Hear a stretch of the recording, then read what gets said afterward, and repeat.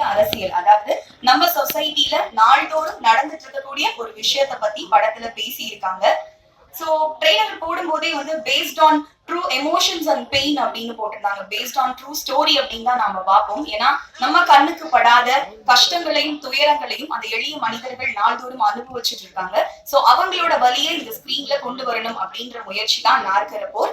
So படத்தோட டீமுக்கு மீண்டும் ஒரு முறை வாழ்த்துக்களை தெரிவிச்சுட்டு காஸ்ட் அண்ட் க்ரூ அண்ட் சிறப்பு விருந்தினர்களை மேடைக்கு அழைச்சிடலாம்.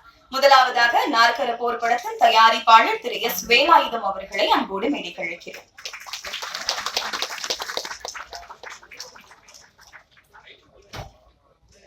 அடுத்தபடியாக நாற்கர போர் படத்தின் இயக்குனர் ஸ்ரீ வெற்றி அவர்களை அன்போடு மேடைக்கு அழைக்கிறோம்.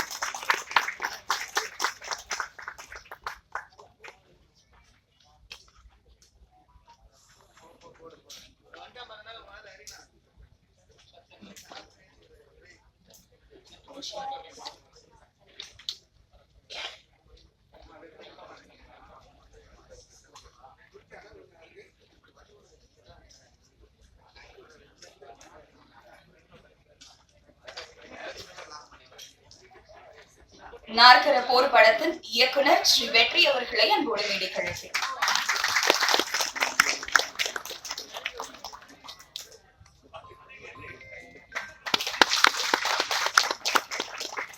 அடுத்தபடியாக சிறப்பு விருந்தினர் இயக்குனரும் தயாரிப்பாளருமான திரு சுரேஷ் காமாட்சி அவர்களை அன்போடு மேடைக்கு அழைக்கிறோம். சிறப்பு விருந்தினர் ஓய்வு பெற்ற டிஐஜி திரு ராமர் அவர்களை அன்போடு மேடைக்கு அழைக்கிறோம்.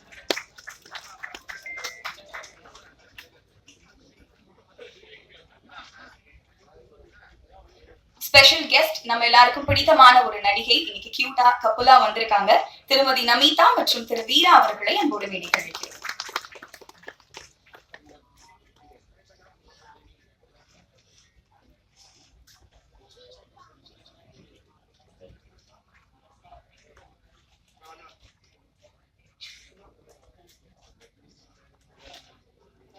நாற்கர போர் படத்துல வில்லன் கதாபாத்திரத்துல மிரட்டி இருக்கக்கூடிய திரு சுரேஷ் மேனன் அவர்களை அன்போடு மேடைக்கு அழைக்கிறோம்.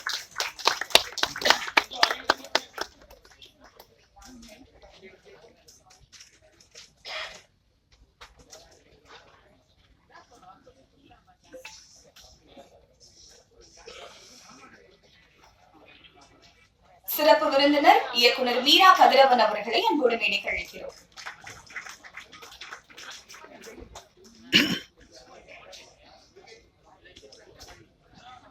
சிறப்பு விருந்தினர் இயக்குனர் லெனின் பாரதி அவர்களை அன்போடு மேடைக்கு அழைக்கிறோம். சிறப்பு விருந்தினர் நடிகர் கவிதா பாரதி அவர்களை அன்போடு மேடைக்கு அழைக்கிறோம்.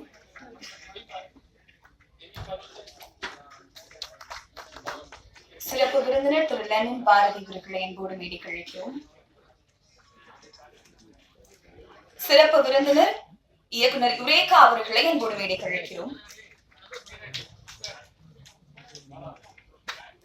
ஸ்பெஷல் கெஸ்ட் நடிகை கோமல் சர்மா அவர்களை அன்போடு மேடைக்கு அழைக்கிறோம்.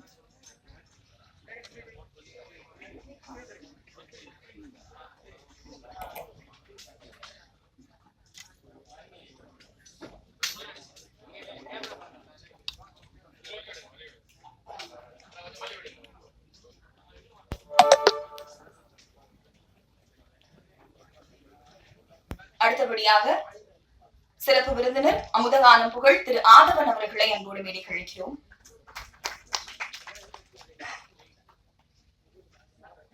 சிறப்பு விருந்தினர் இயக்குனரும் விநியோகஸ்தருமான மதுராஜ் அவர்களை அன்போடு மேடைக்கு அழைக்கிறோம்.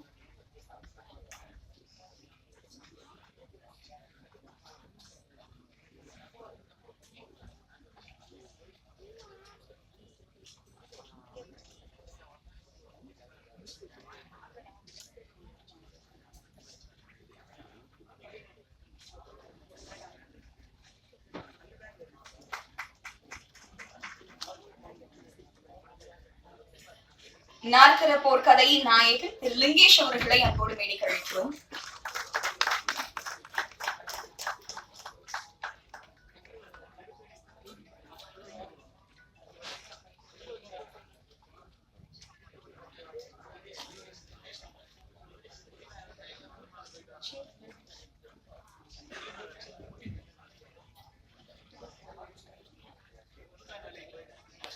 நாற்கர போர் படத்தின் சினிமோட்டோகிராஃபர் ஞானசேகரன் அவர்களை அன்போடு மேடைக்கு அழைக்கிறோம்.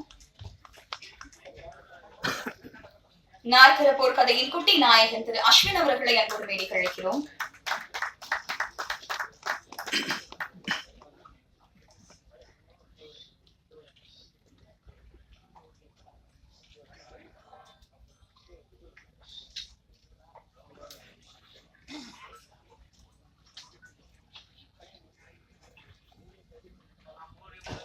நாற்கர போர் படத்தின் இசையமைப்பாளர் திரு தினேஷ் ஆண்டனி அவர்களை அன்போடு மேடைக்கு அழைக்கிறோம். படத்தின் எடிட்டர் ரஞ்சித் அவர்களை அன்போடு மேடைக்கு அழைக்கிறோம். ஆர்ட் டைரக்டர் ஸ்ரீமன் ராகவன் அவர்களை அன்போடு மேடைக்கு அழைக்கிறோம். நாற்கர போர் படத்துல ஒரு முக்கியமான கேரக்டர்ல நடிச்சிருக்கக்கூடிய நடிகை தமிழரசி அவர்களை அன்போடு மேடைக்கு அழைக்கிறோம்.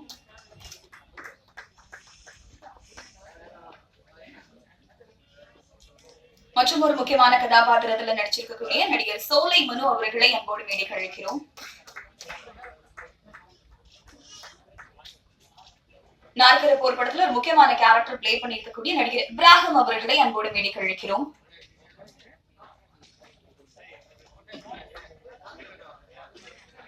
நாற்கர போர் படத்தின் எக்ஸிகியூட்டிவ் ப்ரொடியூசர் அருண்மொழி தேவன் அவர்களை அன்போடு மேடைக்கு அழைக்கிறோம்.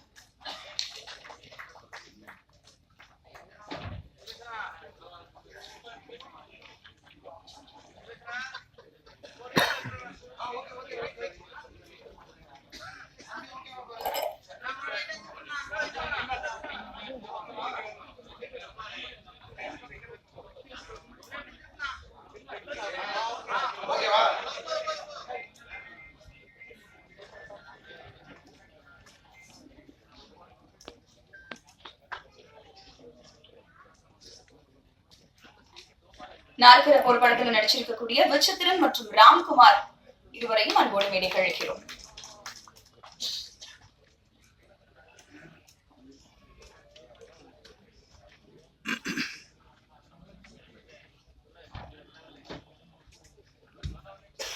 திரு நாகநாதன் அவர்களை அன்போடு மேடைக்கு அழைக்கிறோம். தேங்க்யூ. கேப்டன் ஆஃப் தி ஷிப்போட ஸ்பீச்சோட தான் நிகழ்ச்சியை தொடங்க இருக்கும். முதலாவதாக நாற்கர போர் படத்தின் இயக்குனர் ஸ்ரீ வெற்றி அவர்களை அன்போடு பேச அழைக்கிறோம்.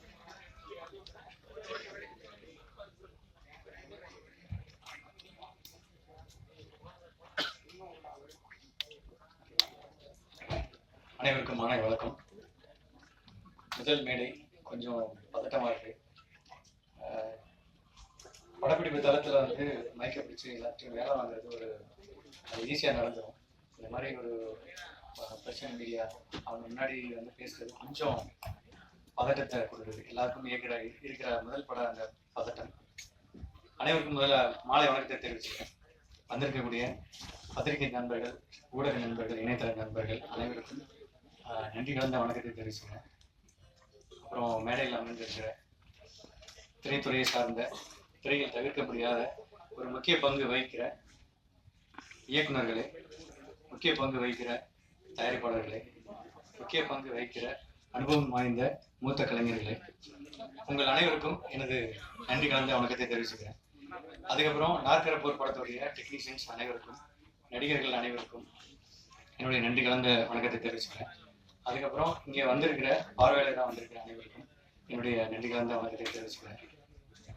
நாற்கர போர் அப்படின்னா என்ன அப்படின்ற அந்த ஒரு கேள்வி எல்லார்ட்டையும் இருக்கு. அது ஒரு ஒரு பேசு பொருளாக இருக்கு. அந்த பேர் வந்து ஒரு பேசு பொருளாக இருக்கு. அதுக்கு முதல்ல நம்ம பார்த்திபன் சார்கிட்ட தான் முதல்ல நான் வந்து இந்த தலைப்பை எடுத்துட்டு போய் பார்த்திபன் சார்கிட்ட தான் நான் சொன்னேன். அவர் வந்து இந்த தலைப்பை வந்து அப்படியே வச்சுக்கோ, இது வந்து ஒரு பேசு பொருளாக மாறும், கூகுள் எல்லாம் வந்து சர்ச் பண்ணி பார்ப்பாங்க அப்படின்னு சொல்லி அவர் சொன்னார். அவருக்கு ரொம்ப நன்றி. இந்த டைம்ல நான் அவருக்கு சொல்லிக்கிறேன்.